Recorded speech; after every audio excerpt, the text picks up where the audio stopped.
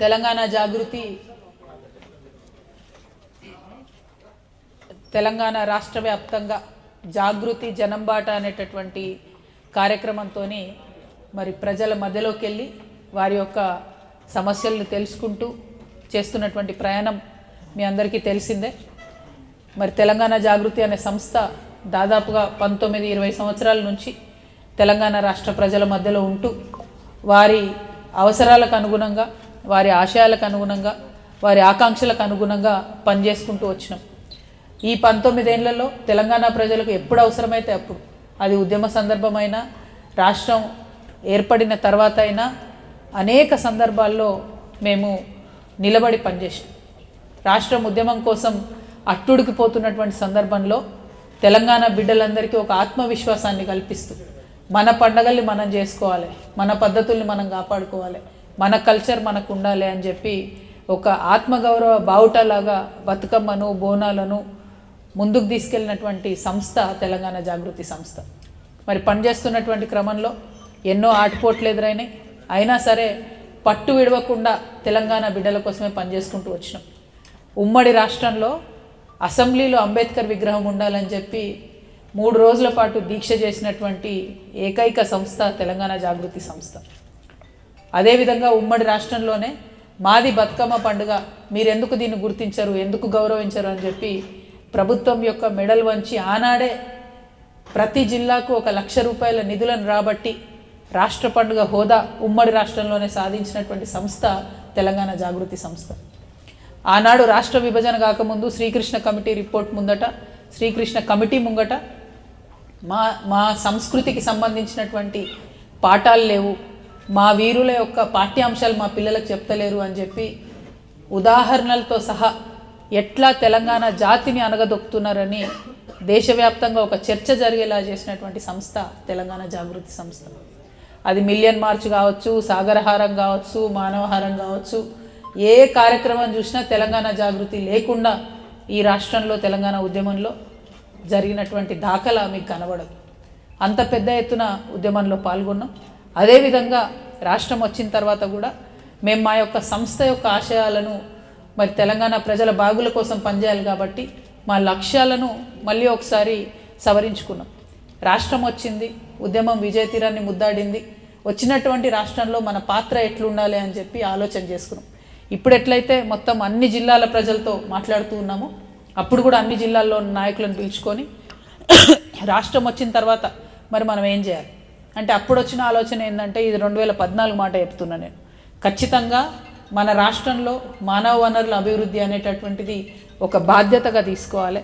మన పిల్లలు ఎవరైతే చదువుకున్నారో వారికి స్కిల్ డెవలప్మెంట్ చేయాలి, తద్వారా ఉద్యోగాలు తెప్పించాలని చెప్పి మొత్తం 17 ఎంపీ సెగ్మెంట్లలో తెలంగాణ జాగృతి స్కిల్ సెంటర్స్ పెట్టి 2014 నుంచి దాదాపుగా 2022 వరకు కూడా పనిచేసి వేలాది మంది తెలంగాణ బిడ్డలకు ఉద్యోగాలను ఇచ్చినటువంటి సంస్థ తెలంగాణ జాగృతి సంస్థ. అంటే ఒక పరిస్థితి ఎదురైనప్పుడు, చరిత్ర క్రమంలో ఒక పరిణామం జరిగినప్పుడు దానికి తగ్గట్టుగా మా సంస్థ యొక్క లక్ష్యాలను మార్చుకుంటూ, ఆ లక్ష్యాలు అప్పటి పరిస్థితులకు అనుగుణంగా ఉండాలి, ప్రజలకు ఉపయోగపడాలి అని పనిచేసినటువంటి సంస్థ తెలంగాణ జాగృతి సంస్థ.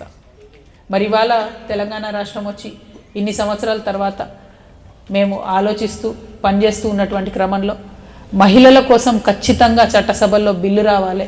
మరి అది రావాలంటే ఏం చేయాలి, కేవలం కేంద్రం మీద యుద్ధం చేయాలి అని చెప్పి 29 రాష్ట్రాల్లో ఉన్నటువంటి మహిళా సంఘాలను కోఆర్డినేషన్ చేసుకొని, జాతీయ స్థాయిలో ఉన్నటువంటి 18 పార్టీలను కోఆర్డినేషన్ చేసుకొని, ఢిల్లీ బేస్డ్గా కంటిన్యూస్గా ఉద్యమాలు చేసి అన్ని పొలిటికల్ పార్టీస్ని ప్రెషర్ చేయడంలో, ఈ దేశంలో మహిళలకు చట్టసభల్లో రిజర్వేషన్ రావడంలో అత్యంత ప్రాధాన్యమైన పాత్ర పోషించినటువంటి సంస్థ తెలంగాణ జాగృతి సంస్థ. మరి ఆ రోజే మేము కమిట్మెంట్ ఇచ్చినాం. మహిళా బిల్లు కోసం ఢిల్లీలో ధర్నా చేసినప్పుడే ఓబీసీ మహిళలకు కూడా, అంటే బీసీ మహిళలకు కూడా ఖచ్చితంగా కోటాలో ఉపకోటా ఉండాల్సిందే, అంటే మహిళలకు కోటా రావాలంటే బీసీ బిడ్డలకు కూడా చట్టసభల్లో రిజర్వేషన్ రావాలి అని ఆనాడే ఆలోచన చేసినటువంటి సంస్థ తెలంగాణ జాగృతి సంస్థ. అంటే మేము ఏ పని చేసినా ఉట్టిగానే మీద ఆగమాగం టెంపరరీ బెనిఫిట్ కోసం పనిచేసే వాళ్ళం కాదు. ఈ సమాజంలో మా బాధ్యత ఉన్నంత వరకు, మా శక్తి ఉన్నంత వరకు సమాజంలో కొంత మౌలికమైనటువంటి మార్పును తీసుకురావడానికి పనిచేసినటువంటి సంస్థ తెలంగాణ జాగృతి సంస్థ. అల్టిమేట్గా భౌగోళిక తెలంగాణ సాధించుకున్నాం, కానీ సామాజిక తెలంగాణ, ఒక ఆడబిడ్డకి ఇవాళ స్వతంత్రంగా పనిచేసేటటువంటి తెలంగాణ, ఒక యువమిత్రుడు ఉంటే వాడికి పనిచేసుకునేటటువంటి తెలంగాణ, రాజకీయంగా ఒక గౌరవం పొందాలనుకునేటటువంటి ఒక కమ్యూనిటీ ఉంటే ఆ గౌరవం పొందే ఆస్కారం వచ్చేటటువంటి తెలంగాణ. ఎన్నడూ అసెంబ్లీ గడపదొక్కని, ఎన్నడూ గ్రామ పంచాయతీ గడపదొక్కని అనేక కులాలు ఉంటే వారికి గౌరవం లభించాలనేటటువంటి పోరాటం. అది ఆర్థికంగా కావచ్చు, సామాజికంగా కావచ్చు, రాజకీయంగా కావచ్చు, అన్ని విధాలుగా కూడా మొత్తం యావత్ తెలంగాణ సమాజాన్ని కలుపుకొని ముందుకెళ్ళేటటువంటి ప్రయత్నంలో సామాజిక తెలంగాణ సాధననే లక్ష్యంగా తెలంగాణ జాగృతి పనిచేస్తున్నది. మరి సామాజిక తెలంగాణ అంటే ఏంటి అంటే, ఎట్లయితే ఫ్రెంచ్ రెవల్యూషన్లో మనం మాట్లాడుకున్నామో స్వేచ్ఛ కావాలి, సమానత్వం కావాలి, సౌభ్రాతృత్వం కావాలని కొట్లాడినాము, ఎట్లయితే ఇప్పటికీ కూడా ఫ్రెంచ్ రెవల్యూషన్ ఒక ఇన్స్పిరేషను మనకు, తర్వాత వచ్చినటువంటి తెలంగాణ సాయుధ రైతాంగ పోరాటంలో భూమి కోసం, భుక్తి కోసం, విముక్తి కోసం అని ఎట్లయితే కొట్లాడినామో, దాని ఇన్స్పిరేషన్తో వచ్చిన మలిదశ తెలంగాణ ఉద్యమంలో నీళ్లు, నిధులు, నియామకాలను ఎట్లయితే కొట్లాడినామో, ఇవాళ సామాజిక తెలంగాణ సాధించుకోవాలంటే అవకాశం, అధికారం, ఆత్మగౌరవం, ప్రతి ఒక్కరికి అవకాశం దక్కాలి, తద్వారా అధికారం రావాలి, తద్వారా ఆత్మగౌరవం రక్షింపబడాలనేటటువంటి ఉద్దేశంతో సామాజిక తెలంగాణ సాధన కోసం ముందడుగేస్తా ఉన్నాం. దానికి అనేక మార్గాలు ఉన్నాయి. అందులో ఖచ్చితంగా ఒకటి, బీసీల కోసం చట్టసభల్లో రిజర్వేషన్ రావాలి. దానికి తొలిమెట్టుగా 42% రిజర్వేషన్లది ఏదైతే కాంగ్రెస్ పార్టీ హామీ చేస్తున్నదో దాని అమలు కోసం పోరాటం చేయాలి. అది అక్కడితో ఆగదు. సామాజిక తెలంగాణ సాధన అంటే నేను చాలా బలంగా నమ్ముతాను, కులాలు అనేటటువంటివి మనుషులు పట్టించుకోరు. ఎప్పుడు పట్టించుకోరు? డబ్బు ఉంటే కులాల గురించి పట్టించుకోరు. నాకు తెలిసి నేను బలంగా నమ్మేది, ఈ ప్రపంచంలో 2 కులాలు ఉన్నాయి. ఒకటి డబ్బులు ఉన్నోడి కులం, ఒకటి డబ్బులు లేనోడి కులం. అంటే ఆర్థికంగా తెలంగాణ బిడ్డలందరికీ కూడా మంచి అవకాశాలు దక్కేటటువంటి తెలంగాణనే సామాజిక తెలంగాణ అవుతుంది. దానికోసం తెలంగాణ జాగృతి పాటుపడుతుంది. సామాజికంగా, విద్యాపరంగా, రాజకీయ పరంగా ఆ యొక్క అవకాశాలు రావడం కోసం కృషి చేస్తూ ఉన్నాం. మరి ఇది చేసేటటువంటి సందర్భంలో మళ్ళీ ఒకసారి తెలంగాణ మొత్తం చుట్టి రావాలి. తెలంగాణ ప్రజలు గత 12 సంవత్సరాలుగా ఆయా జిల్లాల్లో అపరిష్కృతంగా ఉన్నటువంటి అనేక సమస్యలు వారిని పట్టి పీడిస్తున్నాయి. వాటి దగ్గరికి వెళ్ళి క్షేత్రస్థాయిలో పరిశీలన చేయాలి. తద్వారా ఆ ప్రజల యొక్క భావోద్వేగం కావచ్చు, ప్రాక్టికాలిటీ కావచ్చు, ఎందుకు ఈ సమస్య ఇంత జటిలమైందనే కావచ్చు, ఆ అంశాలు అర్థమైతే వాటిని ప్రభుత్వాల దృష్టికి తీసుకెళ్లాలి. తద్వారా పరిష్కారం వెతకాలనే ఉద్దేశంతో ఈ జనంబాట చేపట్టినాం. మరి ఇది 10వ జిల్లా, రంగారెడ్డి జిల్లా. రంగారెడ్డి జిల్లా అంటే హైదరాబాద్ను సర్కిల్ చేస్తూ హైదరాబాద్కు ఒక కంఠహారంలాగా ఉన్నటువంటి జిల్లా. కాకపోతే నేను మాత్రం వెలుగు కింద చీకటిలాగా ఉన్నట్టే అనిపిస్తుంది నాకు. రంగారెడ్డి జిల్లా అంటే పేరుకే పెద్ద, పేరుకు మాత్రం చాలా అద్భుతంగా మాది పర్ క్యాపిటల్ ఇన్కమ్ ఉందంట. కానీ అంత అద్భుతంగా క్షేత్రస్థాయిలో ప్రజలకు మాత్రం ఆ ఫలాలు అందలేదన్నది చేదు వాస్తవం. అది ఏ గ్రామానికి పోయి చూసినా, ఏ బస్తీకి పోయి చూసినా, ఏ గల్లీకి పోయి చూసినా అసలీ రంగారెడ్డి మనిషి ఎవరైతే ఉన్నారో వాడికి లాభం జరగలేదు, ఆ కుటుంబాలకు లాభం జరగలేదు అనేటటువంటిది మాత్రం చేదు వాస్తవం. ఫ్యాబ్ సిటీ వచ్చినా రంగారెడ్డికే వస్తుంది, ఇంకో సిటీ వచ్చినా రంగారెడ్డికే వస్తుంది, ఎలక్ట్రానిక్ సిటీ వచ్చినా రంగారెడ్డికే వస్తుంది. ఇప్పుడు కొత్తగా ఫ్యూచర్ సిటీ, 4th సిటీ, అది కూడా రంగారెడ్డికే వస్తుంది. కానీ ఒరిజినల్ రంగారెడ్డి ఎవరికి లాభం జరిగింది అని అంటే అసలు ఒరిజినల్ రంగారెడ్డి అంటే ఎవరని అడిగే పరిస్థితికి వచ్చింది. సో హైదరాబాద్ చుట్టుముట్టు ఉండడం, హైదరాబాద్ నగరం ప్రపంచ స్థాయి గుర్తింపు రావడం, బయట వాళ్ళంతా వచ్చి ఇక్కడ రావడం తప్పు కాదు, ఎక్స్పాండ్ అవ్వడం తప్పు కాదు. కానీ ఉన్నోడికైతే ₹1 లాభం జరగాలి. ఖచ్చితంగా అది లేనటువంటి లోటు కనపడుతున్నది. దానికోసం ప్రయత్నం చేస్తాం. ఎందుకు ఇంత కాన్ఫిడెన్స్తో ఆ మాట చెప్తున్నా అంటే, దాదాపుగా 2007వ సంవత్సరంలో అనుకుంటా నేను తెలంగాణ జాగృతి పెట్టిన కొత్తలో నల్గొండలో హుజూర్ నగర్ దగ్గరికి పోయి మేము చేసిన కొట్లాట అదే. కొలువు కోసం కొట్లాట అనేటటువంటి పేరు పెట్టుకొని స్థానికులకు ఎందుకు ఉద్యోగాలు ఇవ్వరు మీరు, అక్కడ 60-70 సిమెంట్ ఫ్యాక్టరీలు ఉంటే మీరు ఎందుకు ఇవ్వరు స్థానికులకు ఉద్యోగాలు అని కొట్లాడినాం. అదే ఇక్కడ మహేశ్వరంలో నిన్న మొన్న కూడా సిటీలు ఇచ్చిండ్రు, 100 సిటీలు ఇచ్చిండ్రు. అన్ని వేరే వేరే రాష్ట్రాల నుంచి వచ్చిన కంపెనీలు, లేబర్ని కూడా మన వాళ్ళని తీసుకుంటలేదు కనీసం. మరి దానికోసం అడగాలన్నా వద్దా? అడిగేటోడు ఒకడు ఉంటే ప్రభుత్వాల విధానాల్లో కూడా మార్పు వస్తుంది. అయితేనేమో ఎక్స్ట్రీమ్ మాట్లాడతారు, 80% రిజర్వేషన్ ఇవ్వాలి లోకల్స్కి అంటారు. అంటే ఒక కంపెనీ వాడు కూడా రాడు. కనీసం వచ్చిన కంపెనీ వాడిని నువ్వు ఎంత శాతం తీసుకుంటావు, ఎట్లా అయితే వాడికి ఫ్రీ సబ్సిడీ ఇస్తున్నాము, ఫ్రీ ల్యాండ్ ఇస్తున్నాము, తక్కువ ధరకు అనేక రాయితీలు ఇస్తున్నాము, ఇచ్చినప్పుడు మరి లోకల్ ఎంప్లాయ్మెంట్ ఎంత ఇస్తావు అనేటటువంటి మాట ప్రభుత్వాలు మాట్లాడలేకపోతున్నాం. దానికోసం ఖచ్చితంగా ఫైట్ చేయాల్సినటువంటి అవసరాన్ని నేను బలంగా నమ్ముతా ఉన్నాను. దానికోసం ఫ్యూచర్లో ఖచ్చితంగా పనిచేస్తామని కూడా ఈ సందర్భంగా నేను తెలియజేస్తూ ఉన్నాను. మరి రంగారెడ్డి జాగృతి జనంబాట కార్యక్రమంలో మొదలు మేము ఫస్ట్ స్టార్టింగే షేర్లింగంపల్లికి పోయినాం. షేర్లింగంపల్లి అంటే మీకు తెలుసు, వెలుగు జిలుగులతో ఉంటుంది, మొత్తం అద్భుతంగా ఉంటుంది. 9,000 కోట్లతోని బీఆర్ఎస్ ప్రభుత్వ హయాంలో, 650 కోట్లతోని కాంగ్రెస్ హయాంలో నియోజకవర్గాన్ని అభివృద్ధి చేసిన అని అక్కడ స్థానిక ఎమ్మెల్యే గాంధీ గారు చెప్పుకుంటూ ఉంటారు. కానీ అన్ని వేల కోట్లు పోతే కూడా మరి గుంతలు లేని రోడ్ ఒక్కటంటే ఒకటి షేర్లింగంపల్లి నాకైతే కనిపించలే. అదేవిధంగా మన ఏ చెరువులు అంటే షేర్లింగంపల్లిలో దాదాపు 64 చెరువులు ఉంటే 2014 కన్నా ముందు అసలే కబ్జా లేనటువంటి చెరువుల్ని చూసుకొని ఇప్పుడు గూగుల్ మ్యాప్లో కొట్టి చూస్తే ఇది నేను కాదు, స్వయంగా మళ్ళీ బట్టి విక్రమార్క గారు కూడా పవర్ పాయింట్ ప్రజెంటేషన్ ఇచ్చారు, అందులో కూడా చెప్పారు ప్రతి చెరువు కనీసం ఇంకొక 10-12% ఎక్స్ట్రా కబ్జాకు గురైంది. అందులో గోపన్పల్లి చెరువు 2014 సమయానికి కబ్జా లేదు, ఇప్పుడు దాదాపుగా 11% కబ్జాకు వచ్చింది. గచ్చిబౌలి పెద్ద చెరువు అది కూడా అంతే, 41 ఎకరాలలో ఉంటుంది, భయంకరంగా 12% పైపడి కబ్జాకు గురైంది.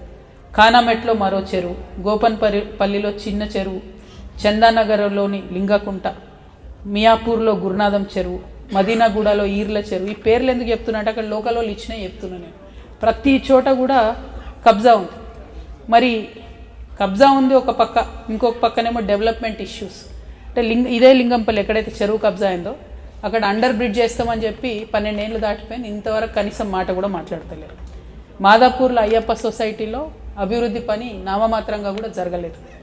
మియాపూర్లో అది నిన్న మేము పోయినాం ఒక కాలనీకి, ఎంత దారుణంగా ఉందంటే అసలు హైదరాబాద్లో ఉన్నామో అడవిలో ఉన్నామో అర్థం కాని పరిస్థితి.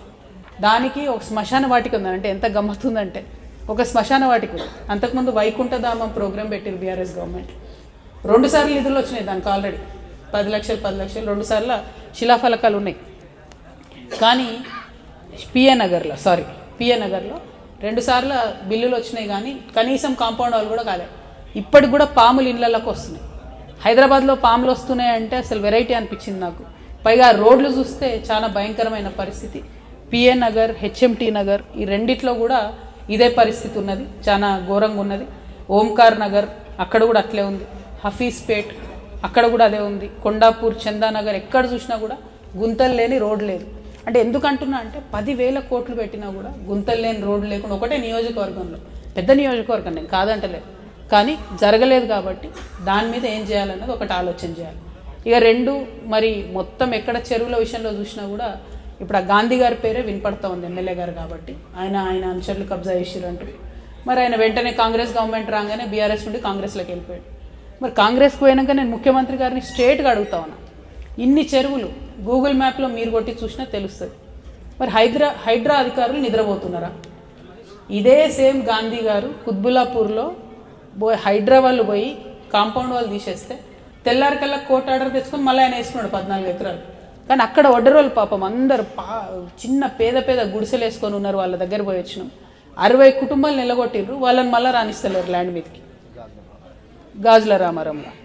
సో హైడ్రా ముసుగులో పేదవాళ్ళని నిలగొట్టడం, పెద్దవాళ్ళని కాపాడడమే మీ వైఖరా? ఇది ముఖ్యమంత్రి గారు క్లారిటీ ఇవ్వాలి. ఆల్రెడీ పార్టీ మారిండు ఆయన, బీఆర్ఎస్ టు కాంగ్రెస్. ఒక పక్క అనర్హత వేటేస్తలేరు, ఎన్నుకున్న జాగ్రత్త వాళ్ళు సైలెంట్ ఉండండి, మీరు మీలో ఎక్కువ ఉంది మాట్లాడకండి. మరి ఇన్ని ఎగ్జాంపుల్స్ చెప్పిన నేను మీకు, చెరువుల పేర్లతో సహా చెప్పిన. కనీసం ముఖ్యమంత్రి గారు ఎందుకు చూస్తలేరు? హైడ్రా అధికారులు నిద్రపోతున్నారా? రంగనాథ్ గారు వాట్సాప్లో కూడా అవైలబుల్ ఉంటారేమో. మరి ఖచ్చితంగా జాగృతి నుండి లోకల్ షేర్లింగంపల్లి నియోజకవర్గంలో ఇవన్నీ తీసుకుపోయిస్తాం. హైడ్రా ఎంతగానో పనిచేస్తుందో ఖచ్చితంగా అప్పుడు చూద్దాం. అదేవిధంగా షేర్లింగంపల్లి తర్వాత మేము రాజేందర్ నగర్ పోయినాం. రాజేందర్ నగర్లో కూడా సేమ్ కేసు, బీఆర్ఎస్లో ఉండే ఎమ్మెల్యే గారు ఆయన కాంగ్రెస్లోకి వచ్చిండు. ఇక కాంగ్రెస్లోకి రాగానే వాషింగ్ పౌడర్ నిర్మా కాబట్టి ఆయన మీద ఏం జరగవు, మళ్ళీ ఆయన చేసిన కబ్జాలు కావచ్చు, ఇంకోటి కావచ్చు, దాని మీద ఏం మాట్లాడారు. అవి ఒక పక్కన ఉంటే పాపం ఫారెస్ట్ ల్యాండ్ 2 పెద్ద బస్తీలు ఉన్నాయి, ఒకటి భూపాల్ నగర్, ఒకటి జలాల్ బాబా నగర్. ఈ రెండిట్లో కూడా ఏంటంటే మ్యాక్సిమం పని అయిపోయింది. చేయాల్సింది ఏంటంటే గవర్నమెంట్ ఫారెస్ట్కి ఒక 20 ఎకరాలు ల్యాండ్ ఇవ్వాలి. ఇస్తే దాదాపు ఇక్కడ ఉన్న 2000 కుటుంబాలకు పట్టా అవుతుంది. అంటే ఎంత దారుణం అంటే వాళ్ళు 45 ఇయర్స్, 50 ఇయర్స్, 60 ఇయర్స్ నుంచి కూడా ఉన్నారు. అది కాదు దారుణం. దారుణం ఏంటంటే అక్కడికి ప్రతి ఒక్క మంత్రి పోయినరు, ఉప ముఖ్యమంత్రులు పోయినరు, అక్కడ పోయి వాగ్దానం చేసి వచ్చారు 2 రోజులలో మీకు పట్టా ఇస్తామని చెప్పి. అట్లా చెప్పబట్టి 20 ఏళ్ళు అయిపోయాయి. సో దీని మీద ప్రభుత్వం ప్రత్యేక దృష్టి సారించాలని జాగృతి తరఫున మేము డిమాండ్ చేస్తూ ఉన్నాం. కిషన్ బాగ్ అంటే దాని పక్కకే ఆనుకొని ఉండే కిషన్ బాగ్లో 2000 మందికి పట్టాలు ఇచ్చిండ్రు సేమ్ అదే పద్ధతిలో. సో భూపాల్ నగర్, జలాల్ బాబా నగర్కి సంబంధించి కూడా ఖచ్చితంగా పరిష్కారం చూపించాలని మేము ముఖ్యమంత్రి గారిని డిమాండ్ చేస్తున్నాం. దానికి సంబంధించినటువంటి లేఖలు కూడా స్థానికంగా మా రాజేంద్ర నగర్ నాయకులు ఇస్తారు, ఇచ్చి దాన్ని ఫాలో అప్ చేసుకుంటారు. అట్లనే చేవెళ్ళ షాబాద్ మండలానికి పోయినాం మేము. హెడ్ క్వార్టర్లో చాలా మంచి ఓరవడి, అక్కడున్న బీసీ బిడ్డలు, వారితో ముస్లిమ్స్, వారితో ఎస్సీసు, ఎస్టీసు అందరు కూడా కలిసి చాలా మంచి మీటింగ్ పెట్టారు. 42% బీసీ రిజర్వేషన్ కోసం వాళ్ళు కులాలకు మతాలకు అతీతంగా 40 రోజుల నుంచి నిరాహార దీక్ష చేస్తున్నారు షాబాద్లో. అదే ఒరవడి అన్ని మండలాల్లో వస్తే ఖచ్చితంగా ప్రభుత్వం మీద ఒత్తిడి పెరుగుతుంది, దాంతో మంచి రిజల్ట్ వస్తుందని చెప్పి కూడా మేము భావిస్తూ ఉన్నాం. అట్లానే షాద్ నగర్కి పోయినాం. ఆ తర్వాత హాస్పిటల్ చూస్తే చాలా ఏండ్ల కింద, అంటే ఎప్పుడో బిల్ క్లింటన్ గారు మన ఇండియాకు వచ్చినప్పుడు మన పేదరికాన్ని చూపించి మన డబ్బులు అప్పు తెచ్చుకున్నాం కదా, ఆ బిల్ క్లింటన్ గారు వచ్చి ఓపెన్ చేసిన హాస్పిటల్లో ఇంకా కూడా నడుస్తుంది. అక్కడ మొత్తం పెచ్చులు ఊడిపోయే పరిస్థితి ఉన్నది. పక్కనే 100 పడకల హాస్పిటల్ పెట్టిండ్రు కానీ దాన్ని ఇంకా వాడుకోలేని పరిస్థితి ఉన్నది. సో దాన్ని హైలైట్ చేసినాం. హోప్ఫుల్లీ అక్కడ ఉన్న స్టాఫింగ్ ఇష్యూస్, ఆ హాస్పిటల్ మార్పిడి అన్నది కూడా జరిగేంత వరకు మేము జాగృతి నుండి కూడా ఒత్తిడి క్రియేట్ చేస్తాం. ఆ తర్వాత RRR భూ నిర్వాసితులకు సంబంధించి 9 రేకుల అనేటటువంటి గ్రామం ఉన్నది, దాని దగ్గరికి వెళ్ళడం జరిగింది. మరి ఎంత ఘోరం అంటే, నేను మొన్న RRR గురించి మెదక్లో మాట్లాడితే ఇంకా కూడా అందరు నా మీద విరుచుకు పడతా ఉన్నారు, ఆన్లైన్లో ఆఫ్లైన్లో. మరి ఇక్కడ కూడా సేమ్ అదే పరిస్థితి ఉన్నది. ఇప్పుడు నిన్న మేము పోయినటువంటి 9 రేకుల గ్రామంలో ఇది 4th అలైన్మెంట్, 4వసారి మారిన అలైన్మెంట్తోని ఈ 9 రేకుల గ్రామంలో ల్యాండ్ పోతున్నది. ఎంత పోతున్నది? 200 ఎకరాల ల్యాండ్ పోతుంది. 200 ఎకరాల ల్యాండ్ పోతే దాదాపు 200 మంది ఫార్మర్స్ ఉన్నారు పాపం. అంటే చిన్న వాళ్ళు, అర్ధెకరం, పావెకరం, ఎకరంన్నర, 2 ఎకరాలు కూడా లేని ఫార్మర్స్ 200 మంది భూమి పోతున్నారు. ఇక వాళ్ళ బాధ, వాళ్ళ దుఃఖం అయితే వర్ణనాతీతంగా ఉన్నది. ఈ RRR గురించి దయచేసి ఒకసారి ఆలోచన చేసుకోవాలి. హైదరాబాద్ సెంట్రల్ బస్ స్టాండ్ నుంచి 25 కిలోమీటర్ల రేడియస్లనేమో ఒక దిక్కు తీసుకున్నారు తెలంగాణలో. ఎక్కడైతే ఈ 9 రేకుల గ్రామం ఉందో ORR మన ఔటర్ రింగ్ రోడ్ నుండి 25 కిలోమీటర్లు తీసుకున్నారు. దాంతో అలైన్మెంట్ మారింది. అసలు బీఆర్ఎస్ గవర్నమెంట్ ఉన్నప్పుడు 2 సార్లు మారింది అలైన్మెంట్, అక్కడ కాంగ్రెస్ వచ్చినాక ఇంకో 2 సార్లు మారింది. ఇది 4th టైం వాళ్ళ ఊర్లోకి వెళ్ళిపోతున్నది. సో అసలు ఎందుకు జరుగుతుంది ఇట్లా, ఏమైంది అని మేము గ్రామస్తుల్ని ఎంక్వైరీ చేస్తే ఇది మళ్ళీ గ్రామస్తులు చెప్పిందే. ఇప్పుడు ఇక నన్ను అంతా కాంగ్రెస్ వాళ్ళు తిడతారు కానీ చెప్పక తప్పదు. మొన్నటిదాకా బీఆర్ఎస్ వాళ్ళు తిట్టారు, ఇప్పుడు కాంగ్రెస్ వాళ్ళు తిడతారు. బట్ దీనికి సొల్యూషన్ కూడా వెతుకుతున్నా నేను. సో ఏం జరిగిందంటే, ఫస్ట్ టైము మొదటి alignment Keshampet mandal head quarter మీద నుంచి ఉండే. తర్వాత సెకండ్ అలైన్మెంట్లో అది మారి సుందరాపురం అనేటటువంటి గ్రామం నుంచి 2వ అలైన్మెంట్ వచ్చింది. 3వ అలైన్మెంటు మళ్ళీ ఒకసారి కాకునూరు నుంచి వచ్చింది. తర్వాత ఇప్పుడు తాజాగా నిడదవెల్లి 9 రేకుల గ్రామం నుంచి మార్క్ చేసిర్రు. మరి ఎందుకు ఇంతగానం మారింది అని అంటే, అక్కడ స్థానికులు చెప్తున్న విషయం ఏంటంటే, రంగారెడ్డి మహబూబ్ నగర్ జిల్లా పరిధిలోని ఆమన్గల్ మాడుగుల మండలం మధ్యలో 5000 ఎకరాల భూమి సీఎం రేవంత్ రెడ్డి గారు, వారి సోదరులు, అట్లానే పొంగులేటి శ్రీనివాసరెడ్డి గారు, వారి కుటుంబీకులకు సంబంధించి భూములు ఉన్నాయి కాబట్టి 4 సార్లు అలైన్మెంట్ మార్చిండ్రు అని చెప్పడం జరిగింది. సరే, దాంతోపాటు అక్కడ మా బీఆర్ఎస్ నేతలు కూడా భూములు కూడా మా పాత బీఆర్ఎస్ నేతల భూములు కూడా ఉన్నాయని చెప్పి, వాళ్ళ పేర్లు చెప్తే లొల్లు అవుతుందని చెప్తలేను. మొన్న చెప్పిన పేర్లోనే మళ్ళీ ఈడ కూడా ఉన్నదట. సో అది ఏందో కథ నాకు తెలియదు. సో దానికి సంబంధించి కూడా చూడాలి. అయితే మరి దీనికి సొల్యూషన్ ఏంది? నేను ఆరోపణలు చేసి ఊరుకుంటే కరెక్ట్ కాదు కదా. RRR పరిస్థితి ఏంది, RRR మనకు ఎంత అవసరం, ఏం చేయాలి అని ఆలోచిస్తే నితిన్ గడ్కరీ గారికి ఒక లెటర్ రాస్తున్నాను నేను. అవసరమైతే RRR భూ నిర్వాసితులందరినీ మహారాష్ట్ర అంటే మహారాష్ట్ర, ఢిల్లీ అంటే ఢిల్లీ తీసుకుపోయి కలుస్తాను నేను. ఎందుకంటే ఒక దిక్కు ఒక రకంగా, ఇంకో దిక్కు ఇంకొక రకంగా, చాలా అశాస్త్రీయంగా ఎవరికెక్కడ ఎంత ఇన్ఫ్లుయెన్స్ ఉంటే అంత ఇన్ఫ్లుయెన్స్ వాడుకొని దాన్ని మార్చినట్టుగా స్పష్టమవుతుంది. కాబట్టి మళ్ళీ ఒకసారి RRR రీసర్వే చేయాలని చెప్పి నేను నితిన్ గడ్కరీ గారికి ఉత్తరం రాస్తా ఉన్నా. ఎందుకక్క మరి నువ్వు ఇది అభివృద్ధి ఆపుతావా తెలంగాణ కానీ మైలో కొంతమంది వెంటనే నన్ను ఇంటర్నెట్లో ప్రశ్నిస్తారు. కాబట్టి అభివృద్ధి జరగాలి కానీ అన్యాయం జరగవద్దు. చిన్న సన్నకారు రైతుల పొట్టలు కొట్టి మొన్న నేను మెదక్లో అయిపోయిన దగ్గర కూడా సేమ్ థింగ్, 57 ఎకరాలు 56 మంది రైతులు. నిన్న 9 రేకుల గ్రామంలో 200 ఎకరాలు 200 మంది రైతులు. చాలా దారుణమైన అన్యాయం చిన్న సన్నకారు రైతులకు జరుగుతున్నది. పెద్దోళ్ళ భూములు కాపాడబడుతున్నాయి. కాబట్టి ఇంకొక 6 నెలలు ఆలస్యమైన మంచిదే, ఒక్కసారి రీసర్వే చేసి వీలైనంత కాడికి ప్రభుత్వ భూములలోకి పోయి తక్కువ ప్రైవేట్ భూములలో ఉంచిపోతే ప్రజలకు సౌకర్యంగా ఉంటుందని నేను మనస్ఫూర్తిగా నమ్ముతా ఉన్నా. కాబట్టి ఇది చేయడం జరుగుతుంది. అయితే ఇంకో పెద్దది ఉండేగా షీట్,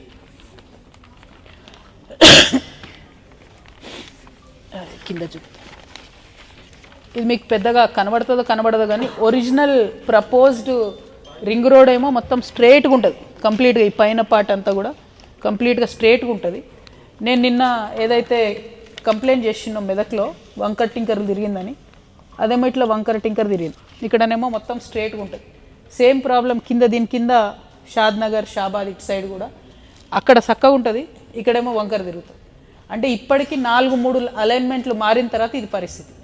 2026లో వర్క్ అవుతుంది అంటుంది. వర్క్ అయ్యేటప్పటికి ఇంకొక అలైన్మెంట్ మారుతుందో మళ్ళీ ఏమవుతుందో తెలియదు. అందుకే నేనేమంటున్నా అంటే ఇది కేంద్ర ప్రభుత్వం ఆధ్వర్యంలో ఉన్నది కాబట్టి నేను వారికి ఉత్తరం రాస్తా ఉన్నాను. దాని మీద ఖచ్చితంగా ఫైట్ చేస్తాం. అవసరం అనుకుంటే కోర్టుకు వెళ్ళడానికి కూడా వెనుకాడం. ఎందుకంటే నిన్న అక్కడ ఆడబిడ్డలు ఏడుస్తుంటే నిజంగా గుండె చెరువైపోయింది. మామూలు దుఃఖం లేదు వాళ్ళది. కాబట్టి అవసరమైతే కోర్టు కన్నా వెళ్తాం. అలైన్మెంట్ ప్రాపర్గా చేయాలని మాత్రం, అందరికీ సమన్యాయం జరగాలని మాత్రం కోరుకుంటామని ఈ సందర్భంగా తెలియజేస్తూ ఉన్నాను. అయితే దాని తర్వాత మేము మహేశ్వరంకి వచ్చినాం. నైట్ నిన్న మా అందుల సత్యనారాయణ అన్న లేడా అన్న వాళ్ళ ఇంట్లోనే ఆతిథ్యం ఇచ్చిండు మాకు. మా మహేశ్వరం కాన్స్టిట్యున్సీ ఇన్ఛార్జ్గా ఉన్నాడు అన్న, వాళ్ళ ఇంట్లో ఆతిథ్యం ఇచ్చిండు. తర్వాత ఇక అక్కడ చాలా జరుగుతున్నాయి, మీకు తెలియదు ఏం లేదు. అనేకమైనటువంటి చెరువులు, స్టార్టింగ్ ఫ్రమ్ రావిలియాల చెరువు టు మంత్రాల చెరువు కంప్లీట్గా అక్క సబితమ్మ గారి ఆధ్వర్యంలో వారి అనుచరులు కబ్జా చేస్తున్నా కూడా మేడం స్పందించకపోవడంతో చాలా పెద్ద ఎత్తున మరి అక్కడ కూడా చెరువులు కబ్జాకు గురైనాయి. దాని మీద హైడ్రా ఎందుకు యాక్షన్ తీసుకుంటలేదన్న విషయాన్ని కూడా నేను ప్రశ్నించదలుచుకున్నా. ఫ్యూచర్లో ఖచ్చితంగా హైడ్రాకి డీటెయిల్స్ అన్నీ ఇస్తాం. మరి దాన్ని బట్టి వాళ్ళు ఏం చేస్తారో చూద్దాం. ఓన్లీ చిన్న వాళ్ళ మీదనే పడతారా, పెద్దోళ్ళని క్వశ్చన్ చేస్తారా అన్న విషయం స్పష్టంగా అర్థమవుతుంది. ఆ తర్వాత ఎల్బీ నగర్కి వచ్చినాం. ఇక్కడికి ఎల్బీ నగర్లో ఇప్పుడు మేము ఆటోనగర్ డంపింగ్ యార్డ్ పోతాం కొద్దిసేపు అయినాక. ఈ డంపింగ్ యార్డ్ ఇక్కడ సమస్య తీరుస్తాం, రిమూవ్ చేస్తామని చెప్పి 2 ఎలక్షన్లు గెలిచినటువంటి వాళ్ళు ఉన్నారు. అంతకుముందు మధుయాష్కి గారు కూడా ఇక్కడ పోటీ చేసిరు. అంతకుముందు రేవంత్ రెడ్డి గారు కూడా ఇక్కడ ఎమ్మెల్యేగా ఉన్నారు, ఇప్పుడు ఎంపీగా ఉన్నారు. ఎంపీగా ఈటల రాజేంద్ర అన్న ఇప్పుడు ఎంపీగా ఉన్నారు. వాళ్ళందరూ కూడా ఆటోనగర్ డంపింగ్ యార్డ్ మీద ఇదివరకు మాట్లాడిన వాళ్ళే. కానీ వాళ్ళు ఎందుకు అస్సలే ముందుకు కదులుతలేదు. కెమికల్ వ్యర్థాలన్నీ తీసుకొచ్చి ఆటోనగర్లో పడేయడంతో ఇబ్బంది అవుతున్నది. మానవ కలేబరాలు జంతు కలేబరాలను తీసుకొచ్చి ఇక్కడ పడేయడంతో చాలా సీరియస్ ఇబ్బంది అవుతున్నది. కాబట్టి ఆటోనగర్ క్లీనింగ్ మీద ప్రత్యేక శ్రద్ధ పెట్టాలని స్థానిక నాయకుల్ని, అట్లనే ఎంపీ గారు ఈటల రాజేంద్రన్న గారిని కూడా నేను కోరుతా ఉన్నాను. తర్వాత మేము ఇబ్రాహీంపట్నం పోయినాం. పొద్దున ఇక్కడికి వచ్చే ముందు ఏరోస్పేస్ అనేటటువంటి ఒక చిన్న ఎస్సీజెడ్ క్రియేట్ చేసిరు. 540 ఎకరాలేమో. ఆడికి పోతే ఏంటంటే భూములు తీసుకొని చాలా ఏండ్లైంది, కానీ ఇప్పటివరకు కనీసం అక్కడ ఒక్కటంటే ఒక కంపెనీ రాలేదు. మరి ఎందుకు రాలేదు, ఏం సంగతి అంటే ఆన్సర్ చెప్పేటోళ్ళు ఎవరు లేరు. వాళ్ళు అప్పుడు రైతుల దగ్గర భూములు తీసుకున్నప్పుడు ధర చాలా తక్కువ ఉండే, ఇప్పుడు 3 కోట్ల ఎకరం అయింది. కండ్ల ముంగట 3 కోట్ల ఎకరం ఉన్న భూమి కంచెలేసేసిండ్రు, కానీ సాగు చేసుకునే పరిస్థితి లేదు, దాని మీద ఇంకో రూపాయి అదనంగా వచ్చే పరిస్థితి లేదు. కాబట్టి ఏరోస్పేస్ భూ నిర్వాసితులందరూ కూడా బాధపడతా ఉంటే చూడ్డానికి అడిగి పోయినాం. పోతే ఇక సరే మాజీ ఎమ్మెల్యేలు, తాజా ఎమ్మెల్యేలు అందరూ కూడా అక్కడ ప్రజలందరినీ రావద్దని చెప్పి ఆంక్షలు పెట్టిరట. ఎన్ని ఆంక్షలు పెట్టినా మా ఆడబిడ్డలు అయితే అందరూ వచ్చిర్రు, మంచిగా బతుకమ్మలు బోనాలు తీసుకొని వచ్చిర్రు. మా అన్నదమ్ములు జర భయపడ్డోళ్ళు ఎన్నుకున్నారు, కానీ ఆడవాళ్ళు అయితే అందరూ వచ్చిర్రు. సో అల్టిమేట్గా అక్కడి ప్రజలకు మాత్రం ఏరోస్పేస్ వల్ల నష్టం జరుగుతూ ఉంది. దానికి సంబంధించి మేము ఫైట్ చేస్తాం. ఇబ్రాహీంపట్నం చెరువు మీకు తెలుసు, దానికి ఇబ్బందులు ఉన్నాయి. అట్లానే ఇబ్రాహీంపట్నం అంటే అందరం గొప్ప చెప్పుకుంటాం, భూదాన్ భూములు ఉంటాయి, చాలా పవిత్రంగా, చాలా అద్భుతంగా భూదాన్ భూములు దానం చేసినటువంటి గొప్ప వాళ్ళు ఉంటారని. కానీ ఆ భూదాన్ భూములు మన తెలంగాణ రాకముందు చెప్పుకుంటోళ్ళం ఆంధ్రోళ్ళ కబ్జాలు ఉన్నాయి. మరి ఇప్పుడు ఎవరి కబ్జాలు ఉన్నాయి, ఏమవుతుంది అన్నది అందరం కూడా ఆలోచన చేసుకోవాలి. సో పదే నేను చెప్పేది అందుకే, కొందరి తెలంగాణ కాదు అందరి తెలంగాణ కావాలంటే భూదాన్ భూముల చెర విడిపించేటటువంటి ప్రయత్నం ఖచ్చితంగా జరగాలి. అదేవిధంగా మరి ఇట్లా రంగారెడ్డిలో చాలా సమస్యలు చాలా అంశాలన్నింటినీ చూస్తూ ముందుకెళ్తున్న సందర్భంలో మేజర్ ఇష్యూ మాత్రం ఒకటి మాకు వచ్చింది, ఫార్మా సిటీకి సంబంధించి. అది ఇబ్రహీంపట్నంలో ఇప్పుడు గెలిచిన ఎమ్మెల్యే గారైనా చీఫ్ మినిస్టర్ గారైనా రెండన్న సతన అడ్జస్ట్ చేసుకుని ఇక్కడ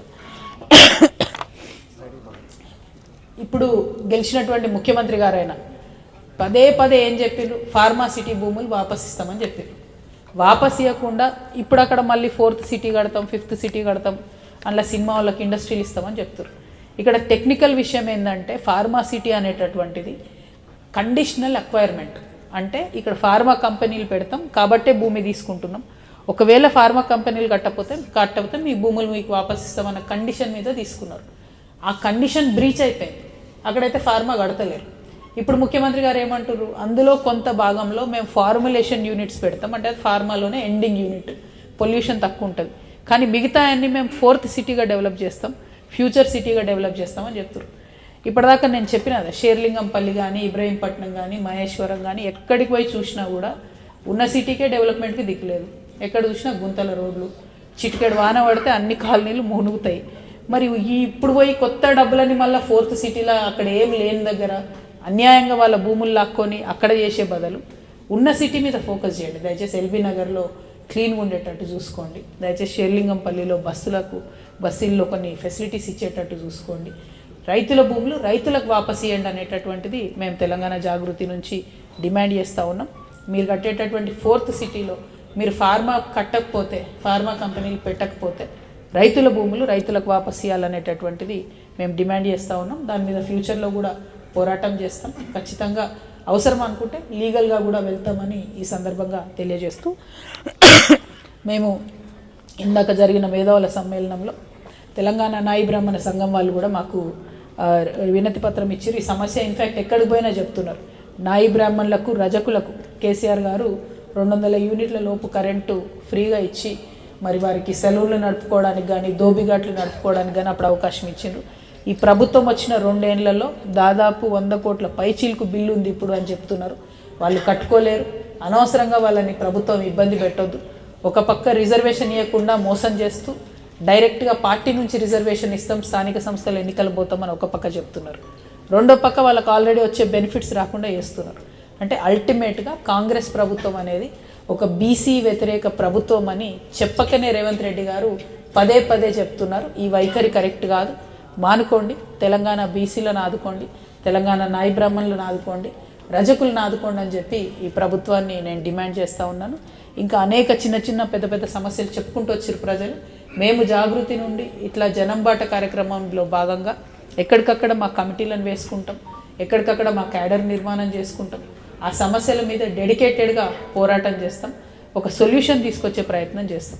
మేము ఈ 9-10 జిల్లాలు తిరిగిన చోట్ల మేము రేజ్ చేసినటువంటి అనేక అంశాలకు ఇప్పటివరకే ప్రభుత్వం నుంచి ప్రతిస్పందన వచ్చింది, కొంత ఆఫీసర్స్లో కదలిక వచ్చింది, ప్రజల్లో ఒక ధైర్యం వచ్చింది.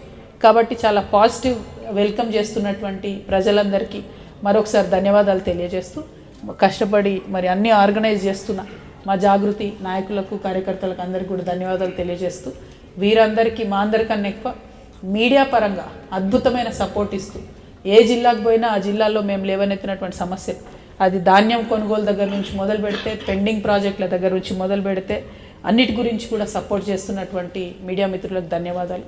ప్రత్యేకించి రంగారెడ్డి జిల్లాలో కేసీఆర్ గారు బీఆర్ఎస్ పార్టీ నుంచి బలంగా చెప్పిన విషయం ఏంటంటే లక్ష్మీదేవపల్లి ప్రాజెక్ట్ అనేటటువంటిది పూర్తయితే ఖచ్చితంగా మొత్తం రంగారెడ్డికి నీళ్ళు వస్తాయని అనుకున్నాం. ఇప్పటి వరకు కనీసం అక్కడ శిలాఫలకం కూడా వేయలేదు, ఒక తట్టెడు మట్టి కూడా తీయలేదు. 10 ఏళ్ళ బీఆర్ఎస్లో 2 ఏళ్ళ కాంగ్రెస్లో లక్ష్మీదేవపల్లి ప్రాజెక్ట్ అన్నది జరగలేదు. ఆ లక్ష్మీదేవపల్లి కోసం జరిగినటువంటి ఉద్యమాలలో అక్కడికి ఓన్ నాయకుడు లేడు. కోదండరామ్ సార్ పోయినరు, షర్మిలమ్మ పోయింది, రేవంత్ రెడ్డి గారు పోయినరు, అందరు పోయినరు, కానీ ఎక్కడ కూడా లక్ష్మీదేవపల్లి ప్రాజెక్ట్ గురించి ఆలోచిస్తలేరు. ఇన్ఫ్యాక్ట్ అది రద్దు చేసి రేవంత్ రెడ్డి గారు కొడంగల్ నారాయణపేట ఎత్తిపోతల పథకం చేస్తూ ఉన్నారు.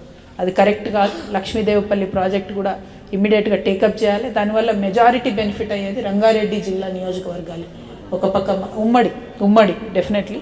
బట్ ఇప్పుడు మనం విజిట్ చేసిన రంగారెడ్డిలో కూడా ప్రతి చోట, ఇబ్రహీంపట్నంలో దాదాపు 69,000 ఎకరాలకు నీళ్ళు వస్తాయి ఆ ప్రాజెక్ట్ ఫినిష్ అయితే, మహేశ్వరంలో ఒక 40,000, చేవెళ్ళ, ప్రతి చోట కూడా బెనిఫిట్ అవుతుంది. కాబట్టి లక్ష్మీదేవిపల్లి ప్రాజెక్ట్ని ఇమీడియట్గా కాంగ్రెస్ ప్రభుత్వం టేకప్ చేయాలని డిమాండ్ చేస్తూ మీ అందరి దగ్గర సెలవు తీసుకుంటున్నాను. Thank you. జై తెలంగాణ, జై జాగృతి.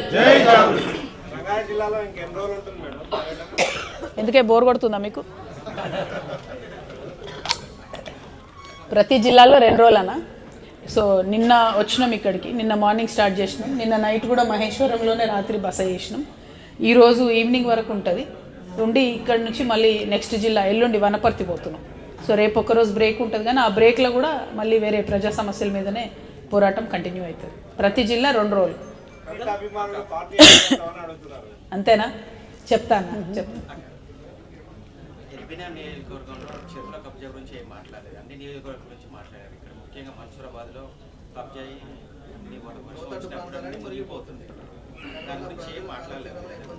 అంటే ఎల్బీ నగర్లో నాకు పార్కుల కబ్జా గురించి చెప్పిరన్న, చెరువులో తెలియదు నాకు. పార్కులు మాత్రం ఏడ ఖాళీ పార్క్ ఉంటాడా?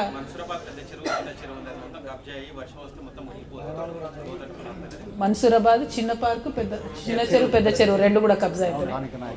ఇవన్నీ డెఫినెట్గా హైడ్రాకి ఇద్దామన్న, ఎంతగానో పనిచేస్తారో హైడ్రా చూద్దాము. ఎందుకంటే మనం గట్టిగా హైడ్రాకి ఇస్తే మరి బీఆర్ఎస్ నుంచి అందరు కాంగ్రెస్లోకి పోతారేమో అని డౌట్ వస్తుంది నాకు.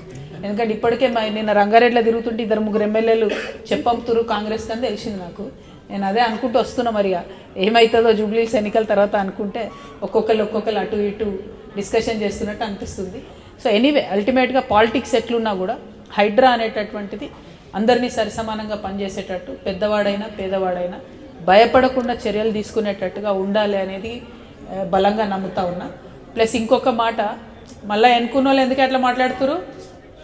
వీళ్ళని రానియకండి అబ్బా, మన వాళ్ళను కార్యకర్తలని కాసేపు ఆగండి అన్న. హైడ్రాకి సంబంధించి ఇంకొక సూచన ఏ జిల్లాకు పోయినా వస్తుంది, అది ఇక్కడ చాలా రిలవెంట్, ఎస్పెషలీ రంగారెడ్డి హైదరాబాద్లో. Hydraa should itself become a certifying agency. అంటే సపోజ్ నేను ఒక రియల్ ఎస్టేట్ ఏజెంట్, లేకపోతే నేను ఒక చిన్న ఇల్లు కొనుక్కోవాలనుకుంటున్నా, నేనే హైడ్రాకి ఒక అప్లికేషన్ పెట్టుకుంటా. మరి ఈ ఇల్లు కొనుక్కోవాలనుకుంటాం, ఇది హైడ్రాలు ఉందా లేదా అంటే 1000, 2000, 500 చలానా తీసుకొని వాళ్ళు సర్టిఫికేషన్ ఇస్తే మాకు లొల్లి లేకుండా కొనుక్కోగలుగుతామని అన్ని చోట్ల అన్ని జిల్లాల్లో కూడా చెప్తున్నారు. ఎస్పెషలీ చిన్న రియల్ ఎస్టేట్ ఏజెంట్స్ పాపం వాళ్ళు అమ్మిన తర్వాత హైడ్రా అని తెలిసి కమిషన్ రాక ఇచ్చిన డబ్బులు ఇరుక్కపోయి చాలా ఇబ్బందులు పడే పరిస్థితి ఉంది. పెద్ద రియల్టర్స్ అంటే వాళ్ళది వేరు, కానీ చిన్న వాళ్ళకి నష్టం లేకుండా Hydraa itself should become a certifying agency అని కూడా నేను ప్రభుత్వాన్ని డిమాండ్ చేస్తున్నా. దానికోసం కూడా మేము క్యాంపెయిన్ చేస్తాం. అన్న చెప్పండి. విజయవాడ జాతీయ రహదారి పనులు స్టార్ట్ అయ్యి 3 years అవుతుంది. మీరు ఉన్నారు కాబట్టి మీ ఆపోజిట్లోనే. దీనివల్ల ఏంటిది అంటే పనామ దగ్గర కానీ నెక్స్ట్ హయత్ నగర్లో ఫ్లైఓవర్స్ ఇవ్వాలనేది ప్రపోజల్ ఉండేది. అయితే దానివల్ల పబ్లిక్ అటు ఇటు రావడం ఇన్కన్వీనియన్స్ అవుతుందని, అది దాదాపు 1 year అవుతుంది, ఆ పనులు చేయలేదు. రహదారి మీరు ఒకసారి చూస్తే వరద నీటి కాలువలు అసంపూర్తిగానే ఉంటాయి, ప్లస్ గ్రిల్స్ పెట్టారు, అటు నుంచి ఇటు రావడానికి లేదు. ఫ్లైఓవర్స్ కానీ ఫుట్ ఓవర్ బ్రిడ్జెస్ కానీ ఏమీ లేవు. అదొకటి ప్రధానమైనటువంటి సమస్య. అంటే 3 సంవత్సరాల నుంచి సఫర్ అవుతుంది. అంటే రంగారెడ్డి జిల్లా చాలా పెద్దగా ఉందన్న, కాబట్టి చాలా స్పెసిఫిక్ ఇష్యూస్ తీసుకున్నాం. మీరు అన్న ఇష్యూ చాలా చోట్ల రోడ్ పనుల విషయంలో ఉన్నది. ఎస్పెషలీ ఎల్బీ నగర్లో అయితే అంతకుముందు 10 ఫ్లైఓవర్లు వేసినట్టు చాలా సొల్యూషన్ వచ్చినట్టుగా తెలిసింది. ఈ పర్టికులర్ బ్రిడ్జ్ మాత్రం నేను విజిట్ చేస్తాను, వీలైతే ఎదురుగా ఉంటే డెఫినెట్గా విజిట్ చేస్తాను. విజిట్ చేసి 100% అన్న, 100% డెఫినెట్. చెప్పండి, అది లంచ్ చేయగానే అది పోదాం.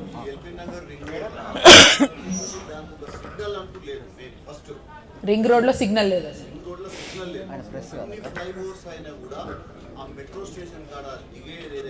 అన్న. కూర్చోండి అన్న, ప్రెస్ మిత్రులకు అవకాశం ఇద్దాం, ఏమనుకోవద్దు ప్లీజ్. చెప్పండి. ఇప్పుడు గుర్రంగూడ ఫారెస్ట్ ఉంది అయితే 2 కాలనీల మురుగునీళ్ళు మొత్తం ఫారెస్ట్లోనే ఉంటుంది. దానివల్ల వేరే కాలనీలకు చాలా ఇబ్బంది జరుగుతుంది. ఆ మురుగునీళ్ళు అడవిలో ఉండడం వల్ల వన్యప్రాణులు కూడా చనిపోతున్నాయి, చెట్లు కూడా దాని గురించి dumping yard issue, dumping yard లాంటి ఇష్యూయే, కానీ ఇది వేరు ప్రాంతం అని చెప్తున్నారు. Same madam, LB Nagar constituency ఇక్కడ 300 డివిజన్ లో ఉంటుంది అన్న. తప్పకుండా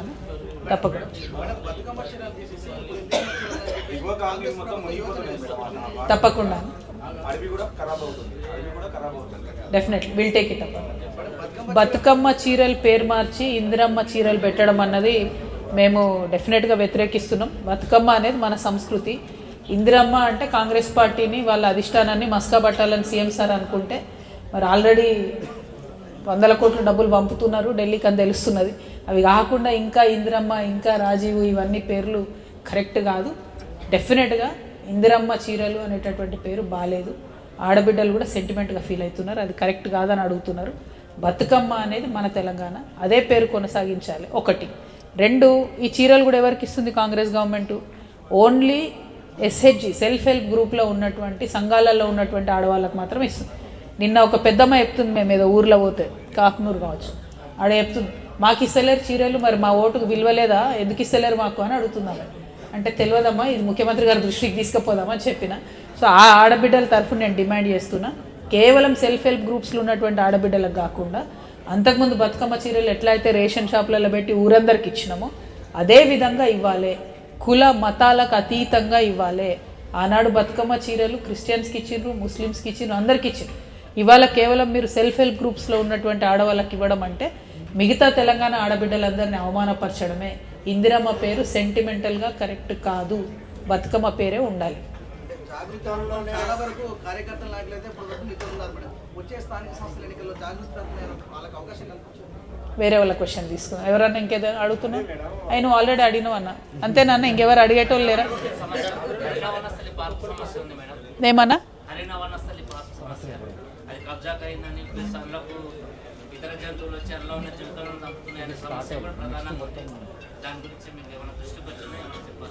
ఇప్పటికైతే రాలే అన్న, బట్ ఇప్పుడే మొదలు పెట్టినాం కదా, మొదలు పెట్టినాం. డెఫినెట్గా ప్రతి నియోజకవర్గంలో కూడా చాలా సీరియస్గా ప్రజా సమస్యల మీద దృష్టి పెడతామన్న. జనం బాట అనేది ఒక ఇనిషియేషన్, ఒక స్టార్టింగ్ పాయింట్, బట్ ఇది నిరంతరం కొనసాగే ప్రక్రియ. మాకు ఓట్లతోని సంబంధం లేదు, సీట్లతోని సంబంధం లేదు. ప్రజా సమస్యల మీద మాత్రం బలంగా పోరాడతాం. కంటిన్యూస్గా మా వాళ్ళు ఉంటారు ఫీల్డ్లో, కాబట్టి ఇష్యూస్ అన్ని కూడా టేకప్ చేస్తామన్న. సంస్థల ఎన్నికల్లో టీమ్ లీడర్స్ ఎవరైనా నిలబడుతున్నారు అంటే త్వరలోనే ఎన్నికలు రాబోతున్నాయి కదా, ఓకే, ఎట్లా ఉండబోతుంది? డెఫినెట్. కామినేని ఫ్లైఓవర్ దిగినాక ఒక గవర్నమెంట్ స్కూల్ ఉంది మేడం, ఆ స్కూల్ దగ్గర ఫుట్ ఓవర్ బ్రిడ్జ్ కావాలి. ఓకే, ఎందుకంటే పిల్లలు దాటడానికి ఈతల నుంచి అవతలు దాటడానికి చాలా ఇబ్బంది అవుతుంది. ఒకసారి వెళ్ళి చూస్తాం అన్నది, చూసి డెఫినెట్. Thank you. ప్రెస్ వాళ్ళ కన్నా బయట వాళ్ళు ఎక్కువ అడుగుతున్నారు. అమ్మా, మేధావుల సమావేశంలో బలంగా ప్రతి చోట చర్చకు వచ్చినటువంటి అంశాలు మెయిన్గా విద్య, వైద్యం, ఈ రెండు ఉచితంగా ఇవ్వండి. మీరు ఏం చేస్తారో చేయండి, ఎన్ని దేశాలలో ఉన్న స్కీమ్స్ స్టడీ చేస్తారో చేయండి, మిగతా అన్ని ఉచితాలు తీసేసి విద్యా వైద్యం ఇవ్వండి అని ప్రతి చోట చెప్తున్నారు. అంటే ఎంత చదువుకుంటామంటే అంత చదివిపియండి పిల్లల్ని, ఎంత పెద్ద జబ్బు వచ్చినా గవర్నమెంట్ తరఫున నయం చేయండి, ఈ రెండింటి మీద ఆలోచన చేయండి అని చెప్పి ఇప్పటి వరకు మేము తిరిగిన అన్ని జిల్లాల్లో కూడా మాకు సజెషన్ వచ్చింది. ఇంకొక దగ్గర ఆదిలాబాద్లో కావచ్చు, ఫ్రీ జస్టిస్ అంటే న్యాయం కూడా, న్యాయ వ్యవస్థ కూడా ఫ్రీగా పనిచేయాలి ప్రజల కోసము. వాళ్ళు ఏం చేస్తారో ఎందుకు చేస్తారో మాకు అర్థమైతలేదు, ఖర్చు ఎక్కువ అవుతుంది, సంవత్సరాల తరబడి కోట్లలో కేసులు ఉంటున్నాయని కూడా చాలామంది చెప్పడం జరిగింది. అంటే మంచి మంచి సలహాలు ఇస్తున్నారన్న, చాలా ఇష్యూస్ చెప్తున్నారు. మెయిన్ మాత్రం విద్యా, వైద్యం అనేది ప్రధానంగా ప్రతి ఒక్కరు చెప్తున్నటువంటి అంశం. థ్యాంక్ యూ అమ్మ. లేడీ ఏమనలేదు, చెప్పమ్మా. ఒక్కటే ఉన్నవారు అందరిలో. చోట్ల మీరు తిరిగారు కదా, మరి ఆడవాళ్ళ సమస్యలు ముఖ్యంగా ఏమున్నాయి, న్యాయ వ్యవస్థ వాళ్ళకి ఏ విధంగా మీరు బలపడతారు? డెఫినెట్లీ ఈ రెండు కలిపి చెప్తాను.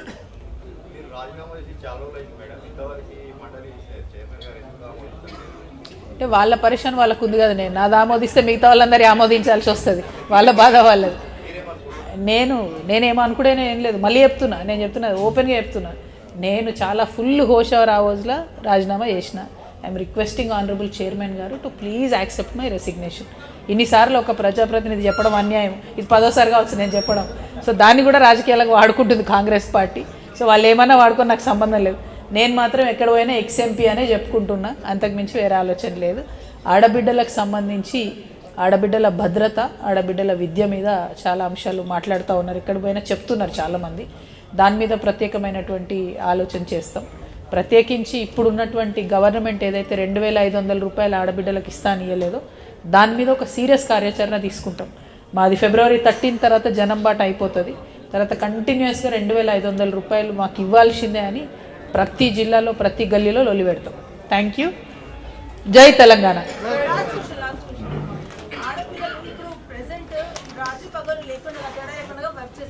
మరి వారి సెక్యూరిటీ, వారి పరంగా ఎవరు మాట్లాడలేదు, ఎవరు ముందుకు రావట్లేదు, ఎందుచేత చేయొద్దు అంటారు. మరి వారికి ఏ విధంగా మీరు సెక్యూర్ చేద్దామన్నారు? అంటే ప్రతి ఒక్కరు కూడా ఎక్కడైతే ఏ సమాజంలో అయితే ఆడబిడ్డలకు భద్రత ఉంటుందో అది ఒక గౌరవప్రదమైనటువంటి సమాజంగా చెప్పబడుతుంది. కాబట్టి my commitment is there to work for women's safety. నాకు వీలైన కాడికి నేను ఎంపీగా ఉన్నప్పుడైనా ఎమ్మెల్సీగా ఉన్నప్పుడైనా ప్రయత్నం చేశాను. ఫ్యూచర్లో కూడా we will fight for that. Thank you so much. జై తెలంగాణ, జై జాగృతి. పత్రిక